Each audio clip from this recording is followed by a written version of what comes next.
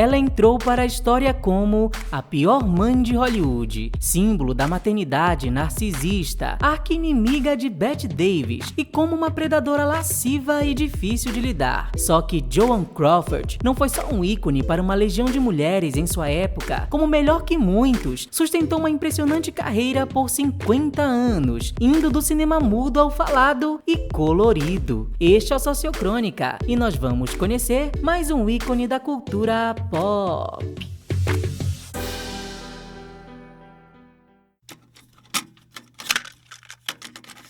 Nascida Lucille Fay-Lessu, sua origem já prenunciava como ela se reinventaria. Isso porque talvez Lucille tenha nascido em 23 de março de 1906, segundo alguns documentos descobertos depois. Só que, enquanto viveu para parecer mais nova, ela só marcou seu ano de nascimento como 1908, enganando dezenas de futuros biógrafos, já que em sua época e local, certidões de nascimento só se tornaram obrigatórias a partir de 1908.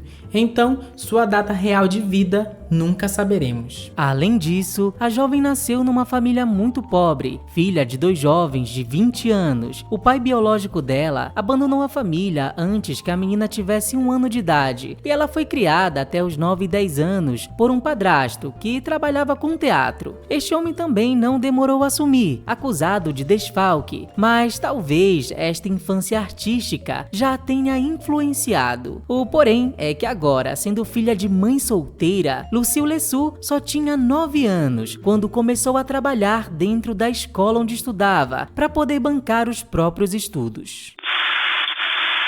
We were very, very poor. We lived in the back of a laundry agency. My mother did the washing and ironing, and I helped. And I didn't even have a bed to sleep in. I slept on a pallet on the floor. We only had 2 beds. My mother had one, and my older brother, had the other. And I wanted a bed of my own, and a dining room of my own, and a house of my own, and I wanted to live. Trabalhar dentro da escola para poder estudar virou um padrão, até Lucille chegar à faculdade, o que não a tornou a jovem mais popular de seu meio, pois era mais vista como uma criada dos colegas que colega de estudo, segundo Bob Thomas em sua biografia de 78. Assim, a jovem foi explorada e sofreu as típicas violências físicas da época ainda na infância. Por isso, sem surpresa, ainda no início de seus estudos acadêmicos, ela os largou, algo que se arrependeria para sempre. Foi aí que Lucille decidiu focar na dança. Sim, na dança.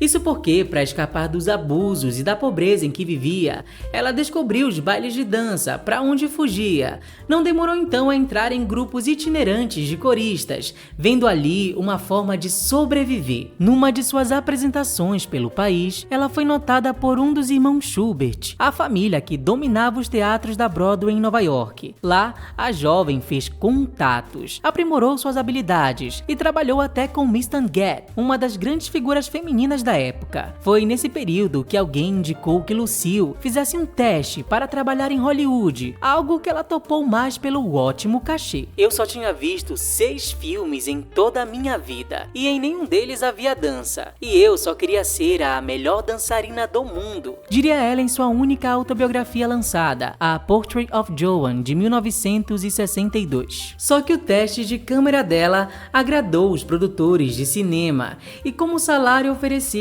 era de $75 por semana, algo como 1.300 hoje em dia, e ela estava bastante precisada. Na virada para o ano de 1925, lá se foi Lucille Lessu sozinha para as terras de Hollywood.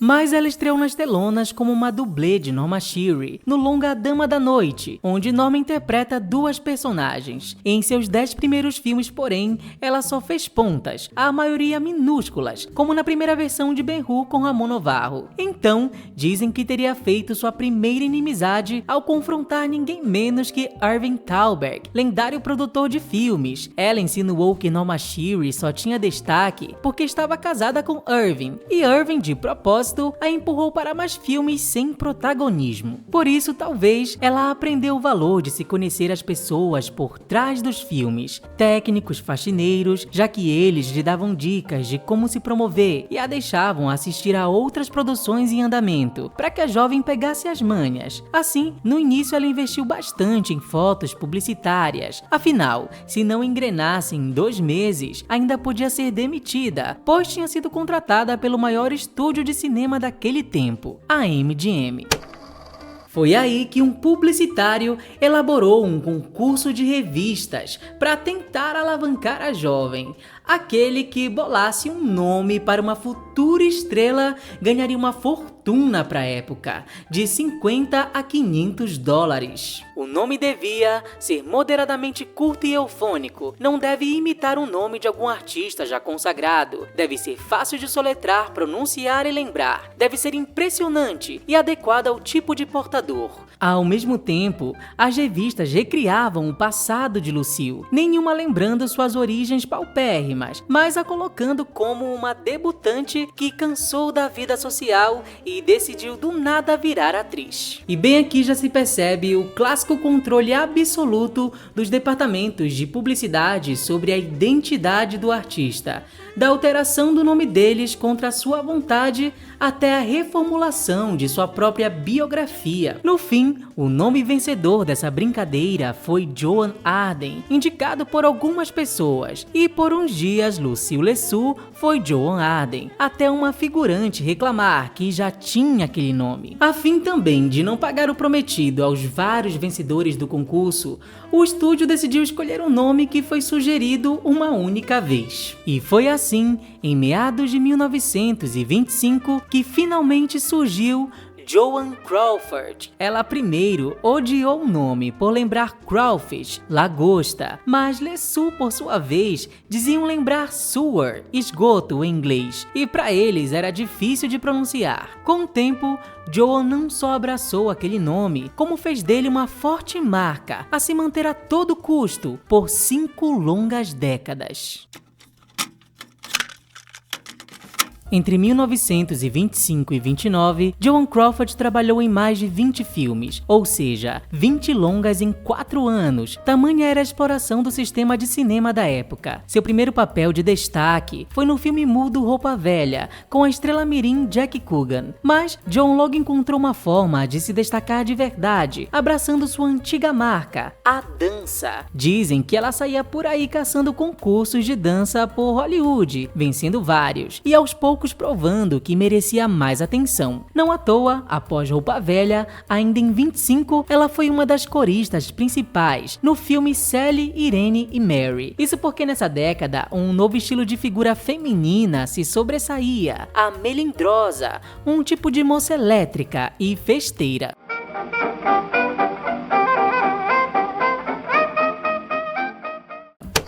As melindrosas foram uma popular moda de comportamento pós-Primeira Guerra Mundial e representaram bem os loucos anos 20, pois elas se comportavam quase igual aos homens, bebendo, fumando e se divertindo como eles, às vezes até se parecendo com eles, ao adotarem a androginia. Na verdade, o conceito de melindrosa para a época era como o nosso adolescente hoje, ou seja, era algo visto como uma fase de transição feminina, que inclusive era bastante criticada e super mal vista. Os Estados Unidos foram um dos primeiros a representar as melindrosas nas telonas, com The Flapper de 1920, sendo Flapper melindrosa em inglês. Talvez este filme então tenha implantado uma ideia que não era comum, a melindrosa como uma figura chique, já que no filme de 1920, Olive Thomas é uma moça rica.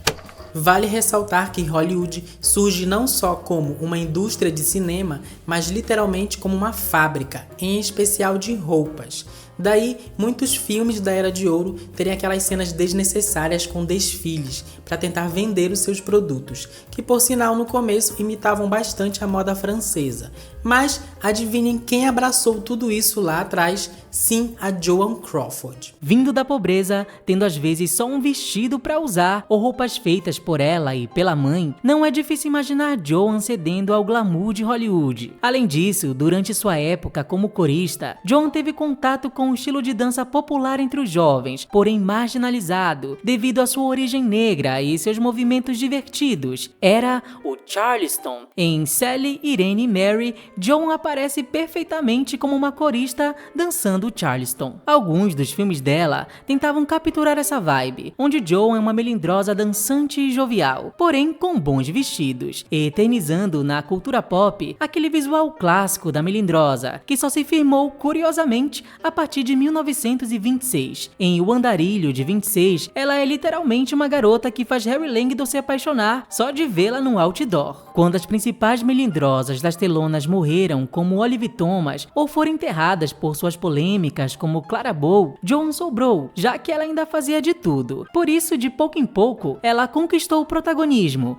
em Garotas Modernas de 1928, e este filme foi um estouro de bilheteria, finalmente lançando Joan Crawford ao estrelato como uma dançarina, Diana, perigosa, uma moça extrovertida que festeja até tarde. E Joan, enfim, virou o epítome da melindrosa, ou como descreveu o escritor F. Scott Fitzgerald: Joan Crawford é sem dúvida o melhor exemplo de melindrosa. A garota que você vê em casas noturnas chiques, vestida com o máximo de sofisticação, dançando deliciosamente e rindo muito, com seus grandes olhos magoados.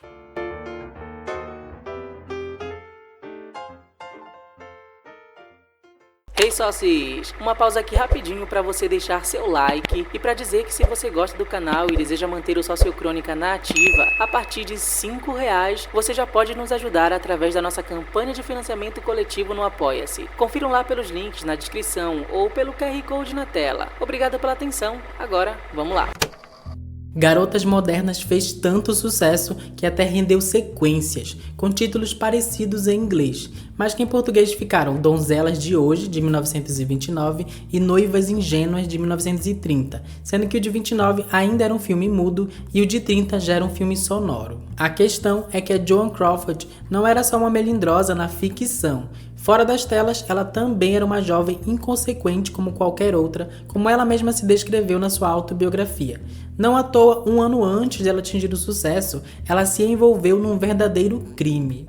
Joan Crawford estava em Nova York, filmando com seu melhor amigo William Hines, outra estrela do período, quando eles se envolveram num acidente de carro. Joan precisou recorrer ao seu estúdio para que eles acionassem um departamento de abafamento de escândalos, já que ela fugiu sem prestar socorro à vítima, que então a processou depois. O evento foi abafado e Joan aprendeu ali o significado de discrição. Para completar, ainda nesse mesmo tempo, ela tinha acabado de ficar noiva de Douglas Fairbanks Jr., simplesmente o primeiro Nepo Baby da história, filho de Douglas Fairbanks e enteado de Mary Pickford, a famosa realeza do cinema mudo. Devido às suas origens pobres e à sua profissão, Joan foi ironicamente boicotada de namorar Fairbanks Jr., mas eles conseguiram se casar em 1929 e por quase 4 anos foram um dos casais mais bonitos e icônicos do cenário. Não à toa fizeram juntos Donzelas de Hoje, de 29, em cima de toda essa publicidade, e a lua de mel na Europa foi bancada pelo estúdio dela, tanto que quando Joan foi comprar a casa deles, não pediu dinheiro ao banco, e sim ao estúdio. Enquanto eu lhes dever dinheiro,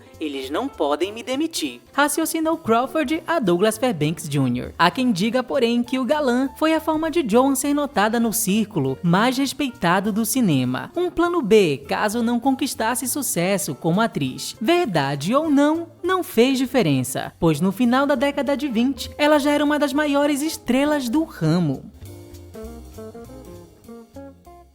O que ninguém contava é que no mesmo ano de 1929 viria a famosa Grande Depressão, quando a bolsa de valores deles quebrou, levando o país a uma recessão severa e também a uma onda de conservadorismo e retrocesso. De repente não era mais legal vender estilos de vida hedonistas, especialmente para mulheres, então melindrosas viraram assunto delicado. Para piorar, essa não foi a única transição da época. A partir de 1927, o cinema sonoro causou uma drástica mudança no cenário, varrendo a carreira de muitos atores que não se adaptaram às inovações e transformando Hollywood de fato numa indústria e numa fábrica de escapismo para milhares de pessoas que se viram na miséria e para quem agora o cinema era um luxo. Joan Crawford havia acabado de atingir o sucesso em 29. Se antes ela não queria ser atriz, agora essa profissão não só virou seu sustento, como de toda a sua família. Se ela não acompanhasse o rumo das coisas, corria o risco de ficar para trás, como dezenas de ícones dessa era, como Mary Pickford, por exemplo, ícone das ingênuas, mulheres opostas das melindrosas. Ou Joan teria que abandonar a carreira, como fizeram Colleen Moore e Louise Brooks, outras melindrosas famosas. Foi então que Joan abraçou sua primeira grande transformação,